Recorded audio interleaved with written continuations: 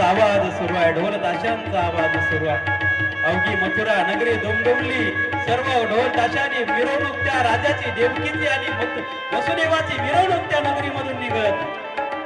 सर्वीकडे आनंद उत्सव साजरा होतो, सर्वीकडे आनंद उत्सव साजरा होतो. सर्वांच्या चेहऱ्यावर एक आनंद आहे.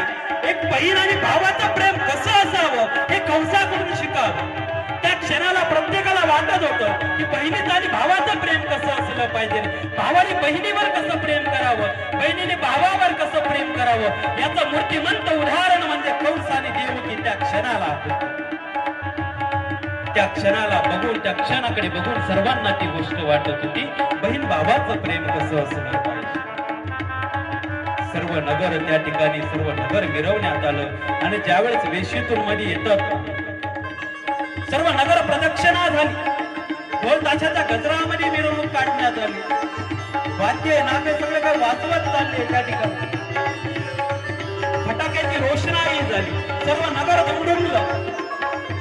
आणि नगर दुमदुमल्यानंतर प्रदक्षिणा झाली आणि आभाळामध्ये वीज कडाडली. विजेचा कडकडाट आभाळामध्ये झाला आणि कंसाच्या कानावर वरतून एक आवाज पडला. कंसाच्या कानावर आवाज पडला, कंसा